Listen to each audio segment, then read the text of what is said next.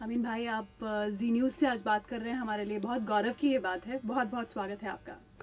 बहुत बहुत शुक्रिया। जी से मेरा ताल्लुक़ बड़ा पुराना है। जब से ये शुरू हुआ था ना तुम्हारा चैनल, तब से मेरा बहुत गहरा सा ताल्लुक़ होने लगा था। फिर टूट गया इसलिए कि मैं रेडियो में घुस गया बहुत ज़्यादा, हमेशा से था, कई बरसों से, तो इसलिए ज़रा कम हो गया। वरना जी यूज भी, माफ़ करना मैं बीच बीच में अंग्रेज़ी बोल दूँ तो, बड़ा मेरा प्यारा चैनल हुआ करता था एक ज़माने में। आप काफ़ी सौभाग्यशाली अपने आप को मानते होंगे, क्योंकि जिस दौर में गीतमाला बहुत ज़्यादा प्रचलित था, आज भी ऐतिहासिक है, वो लेजेंडरी है। उस दौर में स्वर्णिम युग था भारतीय संगीत के लिए, फिल्म म्यूज़िक के लिए।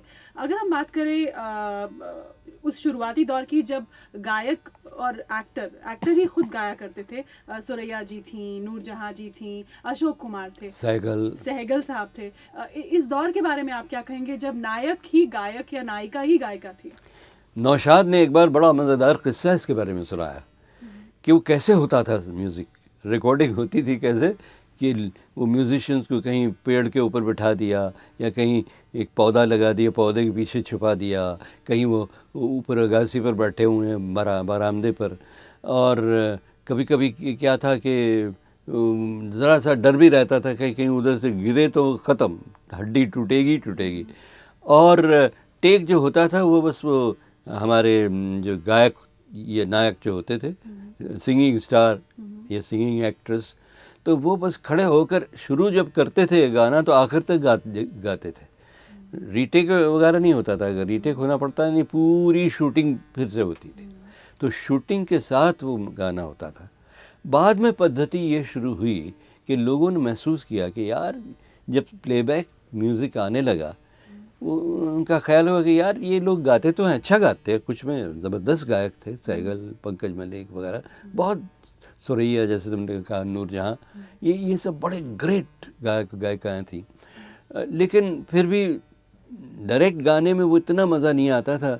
तो जब प्लेबैक का सिलसिला शुरू हुआ तो उन्होंने क्या किया, टेक के लिए एक गाना होता था और फिर रिकॉर्ड के लिए फिर से उसको स्टूडियो में रिकॉर्डिंग होती थी।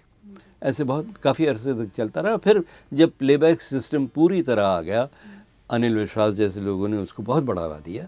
बॉम्बे टॉकीज़ की, बॉम्बे टॉकीज़ की आप बात कर रहे हैं, तो बॉम्बे टॉकीज़ के संगीत, अनिल विश्वास की म्यूज़िक के बारे में कुछ कहना चाहेंगे? म्यूज़िक के बारे में क्या कहूँ, ये वो लोग थे जिन्होंने क्या हमारी संगीत की परंपरा को लेकर उसको साधारण ज़िंदगी में ढाल दिया और हमारी ज़िंदगी में रस घोल दिया। ऐसे कई लोग थे, नाम कहाँ तक लूँ, ख़त्म ही नहीं होगी लिस्ट।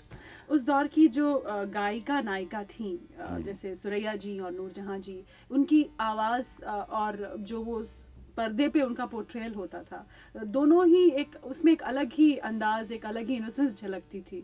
तो उसके बारे में कुछ कहना चाहेंगे आप? ये था कि उसमें उनको कॉन्सेंट्रेट ज़्यादा करना पड़ता था, वरना तो हर कला में, अब जो गाता है, लता गाती हैं, आशा गाती हैं, रफ़ी गाते थे, किशोर, हेमंत, तलत, ये वगैरह जब गाते थे तो इमोट तो उन्हें करना पड़ता था।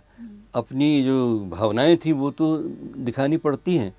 अगर तुम अच्छे गायक को गाती हुए सुनो तो पता चलेगा कि जब वो कुछ मुस्कुराने की बात होती तो वाकई वो मुस्कुराते थे और वो माइक्रोफोन में आवाज़ में आती थी मुस्कुराहट, या अगर वो सैड होते थे तो पूरा चेहरा सैड हो जाता था।